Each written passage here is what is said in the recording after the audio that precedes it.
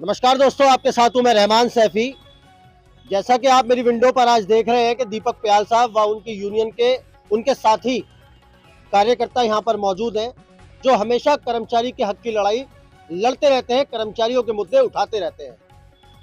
क्योंकि सूचना मुझे बराबर मिल रही थी यहाँ के कर्मचारियों की कि यहाँ के कर्मचारियों को, बल्कि यहाँ के कर्मचारियों को नहीं, पूरी दिल्ली के कर्मचारियों को एक परेशानी दरपेश है। उसका निवारण और वो परेशानी कर्मचारी के लिए कितना बड़ा नुकसान का सबब है, वो जानने के लिए मैं आज दीपक प्याल साहब के पास पहुंचा हूं। प्याल साहब, कर्मचारियों की शिकायत है, चाहे वो लेफ्ट आउट वाले हों या साधारण सा एक कच्चा कर्मचारी हो। पहले कर्मचारी का कहने के अनुसार उसके पक्का होने के लिए जो सबसे बड़ी रुकावट है इस टाइम, वो एक दिन की एब्सेंट है, जो बार बार निगम की तरफ से कर्मचारी को लगाई जा रही है। इसका पूरा मामला क्या है, आखिर कर्मचारी क्या क्या कर, क्योंकि इस बारे में मुझे भी कुछ नहीं मालूम है। मैं चाहता हूं कि मेरे व्यूवर्स इस बात को जाने, मेरे कर्मचारी इस बात को जाने कि उसका खुलासा और उसकी असलियत क्या है वो असलियत। देखिए, सबसे पहले तो मैं आपके चैनल का और आपके जितने भी व्यूअर हैं उनका सबका धन्यवाद करना चाहूँगा, क्योंकि काफ़ी हद तक आपके चैनल से जो भी खबरें आती रही हैं अभी तक एमसीडी के लिए, वो काफ़ी कारगर सिद्ध हुई हैं और काफ़ी कर्मचारियों को उनका बेनिफिट भी मिला है। आज जिस मुद्दे पर हम बात करने जा रहे हैं, जो एक दिन की एब्सेंट का मसला है, वो रहमान सैफी साहब, ऐसा हुआ करता था कि साल में पहले 3 बार सैंक्शन आया करती थी, तो साल में 1 एब्सेंट लगाया करते थे ये। हमने इनसे पूछा, भाई 1 एब्सेंट क्यों लगाते हो आप? कि ये कार्यालय आदेश हैं, हेडक्वार्टर से आदेश है, कमिश्नर साहब के आदेश हैं। अब इन्होंने अपनी तरफ से एक और आदेश पारित कर दिया कि हर महीने जो हमारी वो मिलती है हमें सैंक्शन, वो हर 3 महीने में 1 एब्सेंट ये लगाते हैं। लेकिन जब इनसे पूछा जाता है कि भाई ये एब्सेंट आप किस लिए लगा रहे हो, तो इनके पास कोई जवाब नहीं होता। काफ़ी बार हमारी यूनियनों ने आवाज़ भी उठाई है, समस्त यूनियन आवाज़ उठाती है मिलजुल करके, और हम भी, हमारे जो राष्ट्रीय मूल निवासी बहुजन कर्मचारी संघ है, उसका मैं दिल्ली प्रदेश अध्यक्ष हूँ, उसकी तरफ से भी हम और मेरी टीम पूरी परस्पर आवाज़ उठा रही है। लेकिन क्या सुनने में आता है कि भाई ये ऊपर के कार्यालय आदेश हैं और इसमें कमिश्नर साहब करते हैं जो करते हैं। आज तक हमें ये नहीं पता लगा कि ये एक दिन की एब्सेंट हमारी क्यों लगाई जा रही है, क्या वजह है, और कैसा हमारे कच्चे कर्मचारियों ने किया। जो समस्त जो हमारे कच्चे कर्मचारी हैं, चाहे वो किसी विभाग का हो, चाहे वो हमारा सफाई कर्मचारी हो, जानबूझकर तो ये सफाई कर्मचारी को लगाते हैं। चलिए मान लेते हैं कि निगम उस पर जो है एक दिन की एब्सेंट लगा रहा है, उससे नुकसान क्या हो रहा है कर्मचारी का? उससे नुकसान ये हो रहा है सर, ना तो हमारे कर्मचारी की 240 हाजिरी पूरी हो पाती है, जिसके तहत वो पक्के की श्रेणी में आते-आते रुक जाता है, और जब निगम के अंदर हमें 89 डेज़ जो मिलती है, उसके बाद जो 90 डेज़ पूरे नहीं किए जाते, जो 1 एब्सेंट होती है, वो हमारी 240 हाजिरी तक हमें पहुँचने का बाधा उत्पन्न करती है। क्योंकि जो हमारा पीरियड होता है उसमें एक भी एब्सेंट नहीं होनी चाहिए हमारी, जो 240 दिन कंटिन्यू, जो सरकारी छुट्टियाँ छोड़ करके कंटिन्यू हाजिरी होनी चाहिए। लेकिन 240 दिन की हाजिरी पूरी होने से पहले 89 डेज़ पर ला करके ये 90 डेज़ की जो हाजिरी होती है उसको बैन कर देते हैं ये। उससे बाद में फिर जब हमारी काउंटिंग होती है तो अगले दिन से नई काउंटिंग शुरू हो जाती है। तो इसी बात को देखते हुए 90 दिन का भी हमारे पूरे नहीं हुए, तो हम 240 की बात कहाँ से करें? दोस्तों, मैं यहाँ पर रोककर एक बात और आपको सबको बताना चाहता हूँ। निगम का जो कर्मचारी है, कहीं ना कहीं भोला, बहुत मासूम, और शायद ये जो उसकी अशिक्षा है ना, क्योंकि वो शिक्षित नहीं है, बहुत कम लेवल पर शिक्षित होता है, इसलिए निगम उसकी इसी एक कमजोरी का फायदा उठाता है, जिसका अभी खुलासा प्याल साहब ने करा है। मैं और लोग भी उनसे भी बात करता चलूंगा। प्याल साहब दोबारा आऊंगा, एक सवाल और है मेरे पास। जिस तरह से भी प्याल साहब ने बताया, कर्मचारी को इसके अलावा और क्या क्या परेशानी दरपेश आती है इस निगम डिपार्टमेंट की तरफ से? सर, सबसे पहले तो मैं आपका और आपके चैनल का बड़ा धन्यवाद करूंगा, जो आप निगम के कर्मचारियों की आवाज़ उठा रहे हैं। क्योंकि अमूमन हम रोड पे भी आते हैं, तभी भी लोग हमें देख नहीं पाते, सुन नहीं पाते। आप हमें दिखा रहे हैं, धन्यवाद आपका। साथ ही साथ जैसा कि हम देख रहे हैं, अभी एक लिस्ट इन्होंने निकाली है वर्ष 2000 की, 98 से 2000 की, पक्के करने की कर्मचारियों को।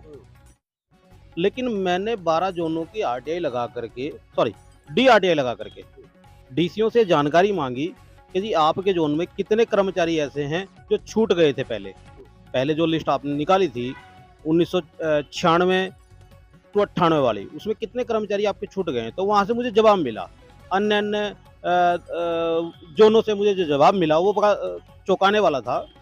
जैसे रोहिणी जोन का मुझे जवाब मिला, आज हम रोहिणी जोन में खड़े, इसलिए मैं रोहिणी जोन का आपको बता रहा हूँ। रोहिणी जोन का मुझे जवाब मिला कि आपके 33 कर्मचारी बैकडेट के रह रहे हैं, जो पीछे से छूटे हुए हैं। अब मैं ये समझ नहीं पा रहा हूँ कि ऐसा उन कर्मचारियों ने क्या कर दिया, ऐसा क्या गुनाह कर दिया उन्होंने जो उन्हें इतना पीछे धकेला गया। 1996-98 के कर्मचारी हैं वे लोग, उनका सब कुछ है, उनका डेट ऑफ अपॉइंटमेंट है, उनके रिकॉर्ड वेरीफाई हैं, उसके बावजूद भी उन्हें कहीं ना कहीं पीछे छोड़ा जाता है। इसमें एक कारण तो ये भी रहा होगा कि वो भोले कर्मचारी हैं, उन्हें जानकारी नहीं है ना। दूसरा कारण मुझे जो लगता है कि जो यहाँ जो बाबू लोग जो बैठते हैं, शायद कहीं ना कहीं उनकी भी कमी रही है, जो वो लोग छूट गए। एसएस साहब की नॉलेज में सब कुछ था, उन्हें उन लोगों को प्रमोट करके आगे भेजना चाहिए था ताकि उनका काम हो जाता। अब वे 33 कर्मचारी आप देखेंगे ना बुरी हालात में हैं, उन्हें ऐसा लगता है कि न जाने कब हम भगवान को प्यारे हो जाएं, लेकिन हमारे लोगों को न्याय नहीं मिलेगा, है ना। तो ये बड़ा दुखद विषय है। ठीक इसी तरह से एक और विषय सामने आ रहा है अभी, कई जोनों में एक हॉर्टिकल्चर विभाग हमारा है, दिल्ली के हॉर्टिकल्चर डिपार्टमेंट है, उसमें इन्होंने प्राइवेट लोगों को एडमिट कर लिया, उनको ड्यूटी पर ले लिया। जो ठेका उन ठेकेदारों को दिया गया है वो दिया गया लगभग 20 से 19 हज़ार के बीच का, कि एक कर्मचारी को आपने देना है, लेकिन उन लोगों से जो ठेकेदार है वो उन्हें 12,000 रुपये मात्र दे करके और उन्हें उनसे काम ले रहा है। अच्छा, हाँ, तो ये क्या डिपार्टमेंट की आंख फूट गई है? उसे नजर नहीं आ रहा है कि एक कर्मचारी को सिर्फ 12,000 रुपये दिए जा रहे हैं। क्यों नहीं उनकी बार बार आप ऑडिट कराते? नहीं कराते ये लोग। अगर ऑडिट करा दिए तनख्वाह बढ़ानी पड़ेगी, उनको पक्का करना पड़ेगा, उनको निगम का कर्मचारी मानना पड़ेगा। हम ये कहते हैं आप जो है ठेका दे ही क्यों रहे हो? बस पैसा तो आप 20 ही दे रहे हो ना। वो तो ठेकेदार खा गया, जिसने काम नहीं किया वो खा गया, और जो काम कर रहा है उसको टट्टू नहीं मिला। उसको क्या मिला बेचारे को? उसको तो 12, 13, 15 जो भी उनका बीच की सेटिंग हुई वो दे दिया। ऐसे बहुत सारे कर्मचारी हैं रोहिणी के अंदर। मैं उनसे मिला हूँ, रूबरू हुआ उनसे मैं, तो मुझे दर्द फील हुआ कि यार ये क्या हो रहा है यहाँ पर। हम इसकी आवाज़ जल्दी उठाने वाले हैं। बहुत सारे ऐसे मुद्दे हैं जो ना कुचटते हैं, यहाँ पेन करते हैं कि यार हमारे कर्मचारी के साथ ऐसा क्यों कर रहे हैं। बिल्कुल बिल्कुल। मुझे जो लगा वो ये लगा कि शायद दिल्ली नगर निगम के जो 4th श्रेणी के, 4th श्रेणी के जो कर्मचारी हैं, शायद वो शिक्षा में कमजोर हैं, इसलिए उनके साथ ऐसा हो रहा है। और देखिए देश का कानून सबको बराबर का हिस्सा देता है। अगर वो शिक्षा में कमजोर है तो भी उसे उतनी ही रोटी खानी चाहिए जितने उसका पेट भरता है, और अगर वो शिक्षा में बहुत मजबूत है तो भी उसको उतनी ही रोटी खाता है जितने में उसका पेट भरता है। तो पेट भराई तो सबकी होनी चाहिए। क्या निगम की 14,000 की नौकरी के बाद एक कच्चा कर्मचारी, फिर उसके बाद इस तरह के उसके साथ उत्पीड़न और ये भ्रष्टाचार, कर्मचारी सर्वाइव कर पा रहा है अपने परिवार के साथ इस निगम की नौकरी में? सर पहले तो मैं आपके चैनल का धन्यवाद करना चाहूँगा। इस 14,000 की नौकरी में सर अपना जीवन यापन कर्मचारी नहीं कर सकता, क्योंकि ना अपने बच्चों को एजुकेशन दे सकता, न जब पेट भर रोटी खा सकता तो वो एजुकेशन कहाँ से देगा। और उसके बच्चे अगर एजुकेशन नहीं होंगे तो जैसे मजदूर हम कर्मचारी रहे हैं ऐसे उनके औलाद रहेंगे। हमारे तो पीढ़ी दर पीढ़ी खराब होती जा रही है। अभी एक और नई घटना बताता हूँ। अभी कमिश्नर साहब का एक आदेश पारित हुआ है जो सभी जोनों में आया है। अब ये क्या कह रहे हैं पक्के होने के लिए, जो 98 से 2000 तक का बैच जो इन्होंने शुरू करा है उसमें इन्होंने एक और आदेश निकाल दिया है कि हम हर जोन में से 10 कर्मचारी उठाएंगे, और उसमें सीरियल नंबर डाल दिया भाई आज रोहिणी से 10 कर्मचारी उठाएंगे, इस डेट को हम केशवपुरम से उठाएंगे या हम नरेला से उठाएंगे। 12 जोनों में से ये क्या कर रहे हैं कि उसमें कोई समय सीमा भी तय नहीं है। उसमें ये कह रहे हैं कि हम 10-10 कर्मचारी उठाएंगे और 10 कर्मचारी को पहले पक्का करेंगे फिर अगले बैच उठाएंगे। मतलब ये इनकी देखो निगम की, मतलब ये चाहते हैं कि 10 साल और निकल जाए कर्मचारी पक्का ना पाए। इस निगम की सर बेशर्मी देखो कि जब इन्होंने 2000 तक का कर्मचारी का पक्का करने का ऑर्डर पास कर दिया तो उसमें 10-10 कर्मचारी क्यों? और अभी मैं आपको ऑर्डर भी दूंगा, वो मेरे पे कॉपी है ऑर्डर की, और कमिश्नर साहब ने ऑर्डर निकाला। हम चाहते हैं कि जब 98 से जो 2000 तक का बैच है उस बैच को पूरा जिसकी फाइल कंप्लीट हो जाए उसको आप पक्का करो। हमारे यहाँ कम से कम अभी मेरी बात हुई अंदर बाबू से 34 फाइल हमारी रेडी पड़ी है, लेकिन वो हमारे जो अंदर के बाबू यूँ कह रहे हैं जी जब 10 फाइल मांगे हम 34 कैसे भेज दें। तो ये तो सर मेरी आपसे अनुरोध है रहमान सर कि आप कमिश्नर से इस बात को उठाएं जी कि भाई 10-10 कर्मचारी ना लेके और इन सारे कर्मचारी को जल्द से जल्द पक्का करा जाए। आपसे भी एक सवाल लेता चलूंगा, जैसा अभी बताया इन्होंने कि 10 कर्मचारी लिए जा रहे हैं जबकि हमारे पास 34 ही खाली है फिलहाल। अभी 10-10 करके लेने का मतलब क्या है? कोई ना कोई निगम साजिश खेल रहा है कर्मचारी के साथ क्या? रहमान सैफी जी, पहले तो आपके चैनल का धन्यवाद जो आप कर्मचारी की आवाज़ उठाते हैं। ये सरासर गलत बात है रहमान सैफी। ये जो कर्मचारियों के साथ धोखा किया जा रहा है, ये 16-16, 17-17 साल कर्मचारी जो कच्चा पड़ा आज भी 14,000 रुपए में अपना घर बिल्कुल नहीं चला रहा है। हर कर्मचारी इस चीज से परेशान है। कहीं ना कहीं एक बात मैं आपको यहाँ पर बताता चलूंगा, जैसे उन्होंने बताया 13-14 साल, कहीं कहीं कर्मचारियों की रेशो मैंने 24 से 25 साल भी देखी है। प्याल साहब, एक सवाल और है मेरे पास जो कि कर्मचारियों ने मुझे भेजा कि जो ढलाऊ घर थे वहाँ पे एक मशीन के द्वारा कूड़े को अलग अलग किया जा रहा है, लेकिन और वो काम करवाया जा रहा है हमारे निगम के सफाई कर्मचारी से। सफाई कर्मचारी को भेड़ बकरी समझने वाला ये निगम प्रशासन उसको उस बीमारी से बचने के लिए ना तो कोई उपकरण देता, ना किसी तरह की और सुविधा देता। कितना सही है? इस ऐसे कुठाराघात के खिलाफ आवाज कौन उठाएगा? आपकी यूनियन भी आवाज नहीं उठा रही। इतनी सारी यूनियन, दिल्ली में 53 यूनियन काम कर रही है, कोई भी यूनियन नेता उसकी आवाज नहीं उठा रहा। क्या निगम के साथ उन्होंने कोई सौदा कर लिया है? कर्मचारी के जमीर का, कर्मचारी की सेहत का, कर्मचारी परिवार की जिंदगियों का क्या मसला है आखिर ये? देखिए, बहुत ही अच्छा सवाल है सैफी साहब, और मैं आपको बताना चाहूँगा इस बात की आवाज़ हमारी यूनियन उठा रही है। हमारा राष्ट्रीय मूल निवासी कर्मचारी बहुजन संघ जो कर्मचारी हमारा वो उठा रहा है, और हमने भी एक आरटीआई भी डाली है, क्योंकि ये काम क्या है उसका नाम, DMSWSL का है, ना कि हमारा है। जो कंपोस्ट पिट की आप बात कर रहे हैं, मैं पूछना चाहता हूँ निगम के हमारे जो आयुक्त साहब हैं, आयुक्त महोदय ज्ञानेश भारती जी, उनसे क्या आपने व्हाट्सएप पर एक आदेश जारी कर दिया, अपना एक वॉइस रिकॉर्डिंग छोड़ दी, या अपने एसएसओ को फोन किया? जो एसएस जो प्राइवेट काम है, ये प्राइवेट काम है, निजीकरण के तहत काम है और निजी कंपनी का काम है। एक कंपनी हैदराबाद से आती है, दिल्ली के अंदर टेंडर पाती है, उस टेंडर में उसको क्या खुलासा किया आपने, क्या दे रहे हैं? जब उसको आप हर महीने करोड़ों रुपए दे रहे हैं टेंडर के, तो काम करे अपना। वो हमारे कर्मचारियों को क्यों डिस्टर्ब किया जा रहा है? हमारे पास इलाके में इतना काम है, हमारे हर जोनों में हमारे कर्मचारियों की संख्या कम होगी। कोई कर्मचारी बीमारी से मर गया, कोई कर्मचारी अभी कोरोना में निकल गया, कोई कर्मचारी कैसे एक्सपायर हो गया, बेचारा बीमार से मार हमारे कर्मचारी। उनके बाद भी उनको कंपोस्ट पिट पर लगाया जाता है, जहाँ 44 दिन के अंदर आप गीला सूखा कूड़ा अलग करवा करके जो सब्जियां हैं, हरी सब्जियां या अपने जो पत्ते हैं, इनको जब अलग कराते हो, उसको 44 दिनों में खाद के रूप में तैयार किया जाता है, जिसमें ना जाने कितने प्रकार के बैक्टीरिया, जीवाणु उत्पन्न होते हैं, और उसके बाद कितनी तरह की गैसें उसमें बनती हैं। उसके अंदर सबसे जो हाई मात्रा में पाई जाती है, वो पाई जाती है मीथेन गैस। जो मीथेन गैस, अगर जो आदमी उस गैस की चपेट में आ जाए, तो ऑक्सीजन लेवल जो खून में होता है उसको बिल्कुल डाउन ले जाती है, और आदमी की मौके पे मौत हो जाती है। क्या मैं पूछना चाहता हूँ इस निगम प्रशासन से और हमारे आयुक्त महोदय से कि आप ये बताएं, कौन सा इंश्योरेंस या कौन सी आपने पॉलिसी ऐसी कर्मचारी के नाम की हुई है जिसमें आप कर्मचारियों को दिन रात झोंकने पे लगे हुए हैं, जिनको मौत के गाल में आप वो लोग घुसेड़ रहे हैं? क्योंकि कंपोस्ट पिट पे हमारा कोई काम नहीं है। वहां से कर्मचारी हमारा खाद क्यों बनाएगा? हमें क्या ट्रेनिंग दिया आपने खाद बनाने की? हम खाद क्यों उठाएं? हमको क्या पेड़ में लगानी है? हमारा कोई लेना देना नहीं है खाद से, लेकिन हमारा खाद के अंदर काम किया जाता है। और एसएस जो जोनों के एसएस हैं, ये जबरन हमारे कर्मचारियों को अपना डर दिखाते हुए, प्रशासन की लकड़ी दिखाते हुए जबरदस्ती कहते हैं कमिश्नर साहब के आदेश हैं, आप लोग जाओ और वो कंपोस्ट पिट खाली करो। जिस 44 दिन के अंदर उसके अंदर इतनी स्मेल होती है कि उसके पास अधिकारी भी खड़ा नहीं हो सकता, और हमारा कर्मचारी उसको उतर के साफ करता है। क्या फैसिलिटी दे रहे हैं आप? सुरक्षा उपकरण के नाम पर कोई हमारे को उपकरण नहीं दिया जाता, कोई गमबूट नहीं है, कोई ग्लव्स नहीं है, कोई मास्क नहीं है, कोई ऐसा मास्क नहीं है जिससे हम जहरीली गैसों से बचें।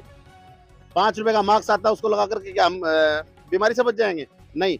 हमारे को ये जानना, ये सवाल हमारा यहाँ उठता है कि अगर जो कर्मचारी को किसी तरह का चर्म रोग हो गया, चर्म रोग में कौन उसका इलाज कराएगा? आज तो इतनी दयनीय हालत में निगम है कि निगम हमारी सैलरियां समय से नहीं कर पाता, हमारे ड्यूज समय से नहीं दे पाता। हमको एक निगम की तरफ से जो पॉलिसी मिलनी चाहिए थी, जो हेल्थ की पॉलिसी थी, जिसमें हमारा कुछ पैसा काट करके आप हमें कैशलेस कार्ड देते, लेकिन हमें वो 5 लाख रुपए की पॉलिसी थी, नहीं दी गई आज तक। वो जो पॉलिसी की बात कर रहे हैं, जो फिर मैं अभी उस बात पे मैं आपसे विचार करना नहीं चाहता था, जो ईपीएफ का मसला था। ईपीएफ के तहत भविष्य निधि में हमें एक मेडिकल फैसिलिटी दी जानी थी, उसका नाम रखा ईएसआई कार्ड। ईएसआई कार्ड से अगर जो हम नॉर्मल हॉस्पिटल में भी चले जाएं, सरकारी हॉस्पिटल में, वहां भी इलाज नहीं होता हमारा, तो हमें ऐसा कार्ड बना के क्यों दिया जा रहा है? प्याल साहब, ये तो रही कर्मचारी के बिल्कुल निचले स्तर की बात। एक और जो मुख्य सवाल इस टाइम बना हुआ है, दिल्ली के मुख्यमंत्री अरविंद केजरीवाल ने कहा, कर्मचारी की झाड़ू उठाई, अपना चुनाव चिन्ह बनाया और उस कर्मचारी से वादा किया कि मुझे दिल्ली का मुख्यमंत्री बना दो एक बार, मैं दिल्ली वालों की समस्या दूर कर दूंगा। उसके बाद उन्होंने दूसरी मांग रखी कि मुझे निगम की सरकार मेरी बना दो, मैं कर्मचारियों की समस्या खत्म कर दूंगा, सैलरी 1 से 3 तारीख के बीच में भेज दूंगा। प्याल साहब, प्रत्येक जोन में, प्रत्येक वार्ड में कर्मचारी की सैलरी जब से वो एमसीडी में आम आदमी पार्टी की सरकार बनी है 3-3, 2-2 महीने, 1-1 महीने लेट चल रही है। क्या निगम के इस मुख्यमंत्री ने कर्मचारियों के लिए जो वादे किए गए थे, क्या अभी तक एक भी वादा पूरा किया क्या? नहीं सर, ऐसा कुछ नहीं है, अभी कोई वादा पूरा नहीं हुआ। जैसे आम आदमी पार्टी अवतरित हुई थी, या मैं कहूँगा प्रकट हुई थी, जो अगस्त क्रांति अन्ना हजारे की 2014 में चली, जब वो प्रकट हुई तो उसमें कहा गया था कि दिल्ली के तमाम सफाई कर्मचारियों को मैं पक्का करूंगा। मेरे मैनिफेस्टो में भी रहेगी ये बात, और मैनिफेस्टो में वो बात आई। मैनिफेस्टो में बात आई कि तमाम कर्मचारियों को, जो कच्चे कर्मचारी हैं, सफाई कर्मचारी या कोई भी अन्य कर्मचारी है, उनको हम पक्का करेंगे। हमारी सरकार बना कर दो दिल्ली में। हमारे बड़े इस कर्मचारी ने अपना पूरा तन मन धन झोंक के पार्टी को खड़ा किया और पार्टी के अंदर माननीय मुख्यमंत्री अरविंद केजरीवाल जी को मुख्यमंत्री बनाने का काम किया। 49 दिन सरकार चली, चलो वो आपसी इनके मतभेद रहे पार्टियों के। हम फिलहाल आज की बात करते हैं। आज जो स्थिति है, आज इतनी बुरी स्थिति है कि जो माननीय मुख्यमंत्री साहब हैं, जब से उनकी सरकार निगम में बनी, जब तो दिल्ली सफाई कर्मचारी आयोग भी हल्ले मचा मचा करके कह रहा था, उसके चेयरमैन भी चिल्ला चिल्ला के कह रहे थे कि आप निगम में सरकार बना के दो, अरविंद केजरीवाल जी आपके दुख हर लेंगे। लेकिन आज ना तो वो निगम का चेयरमैन दिखाई देता कहीं, और ना आज वो मुख्यमंत्री दिखाई देता कहीं। उस मुख्यमंत्री ने जो झूठे वादे हमसे करे, आने वाले चुनाव में उसका सब चीज हिसाब लिया जाएगा। दिल्ली का मुख्यमंत्री अपना मेयर अभी तक डिसाइड नहीं कर पा रहा है। आज 3 महीने से ज्यादा का समय हो गया है और कर्मचारी को कहीं ना कहीं गुमराह करने का काम कर रहा है। सर बिल्कुल, जो आम आदमी पार्टी दिल्ली सरकार में होने के बाद ये रोना रोती थी कि मेरे पास निगम को देने के लिए पैसा नहीं, क्योंकि केंद्र ने पैसा नहीं दिया। अब निगम सरकार भी उसकी बन गई है, जिसमें वो अपनी सरकार नहीं बना पा रहे, तो निगम से वो फंड क्या देंगे और क्या लेंगे, ये तो एक सोचने का विचार है। लेकिन अभी आने वाले चुनाव को लेकर के अरविंद केजरीवाल जी, मेरा ये मानना है कि ये भी कह सकते हैं अपनी पार्टी की तरफ से, मुझे प्रधानमंत्री बना दो और मैं आपके जो अभी बच्चे पैदा भी नहीं हुए हैं उनको भी काम पे लगा के पक्का कर दूंगा।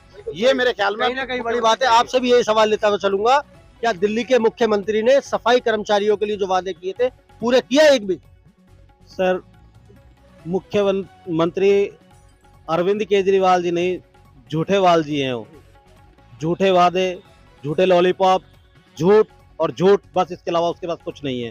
पहले कहता था जी मैं फंड कहाँ से जनरेट करूं, अभी तो सरकार में भी आप हो और निगम में भी आप हो, आप तो दे दो फंड। अभी भी आप कैसे 18-20 तारीख जो दिखा रहे हैं लोगों को, 18 तारीख को, 20 तारीख को पेमेंट आ रही है लोगों की, कहाँ से? सब कुछ जो ना, मतलब जो ना, निगम के लिए तो कोई भी नहीं है, निगम पर कोई भी रहम नहीं खा रहा कि भाई चलो निगम के कर्मचारी को 2 पैसे दे दें जो इनके बच्चे पल जाएं। चाहे वो कोई सी सरकार हो, कोई भी निगम का अधिकारी हो, चाहे वो प्रशासनिक हो, चाहे वो सरकार का नुमाइंदा हो, जो भी आता है इस निगम के इस कर्मचारियों के साथ झूठे वादे करके चला जाता है। उसके बाद उसका चेहरा भी देखने नहीं मिलता। क्या कहना चाहते हैं आप? सर, मैं ये कहना चाह रहा हूँ कि जब शीला दीक्षित दिल्ली की मुख्यमंत्री हुआ करती थी, तो यही केजरीवाल साहब ये बोलते थे कि जब हमारी सरकार आएगी तो हम सारे हमारे अभी एमसीडी में 4था वित्त आयोग भी नहीं दिया। अभी दिल्ली सरकार ने एमसीडी को 7वां चल रहा है, लेकिन सर 4था, 5वां, 6ठा, 7वां 3-3 वित्त आयोग के पैसे रुके पड़े हैं। यही केजरीवाल साहब कहते थे कि मेरी सरकार आएगी दिल्ली में तो मैं आप एमसीडी को पूरा पैसा दूंगा। लगभग 13,000 करोड़ रुपए एमसीडी को लेना है दिल्ली सरकार से। अब तो सर दिल्ली सरकार भी इनकी और निगम सरकार भी इनकी। जब से ये निगम में आए हैं, जब से तनख्वाह 1-2 महीने लेट आ रही है, कर्मचारी त्राही कर रहा है, लेकिन कर्मचारी को समय पर तनख्वाह नहीं मिल रही। अब जब सरकार दिल्ली भी इनकी और एमसीडी भी इनकी, तो सर अब भी क्या दिक्कत? अभी इन्होंने 21,000 करोड़ का बजट दिया है एमसीडी का, अभी तक वो एमसीडी को बजट इन्होंने क्यों नहीं दिया? क्यों इन्होंने नहीं करा? तो इनका ये है कि ये नहीं चाहते कि कर्मचारी का भला हो।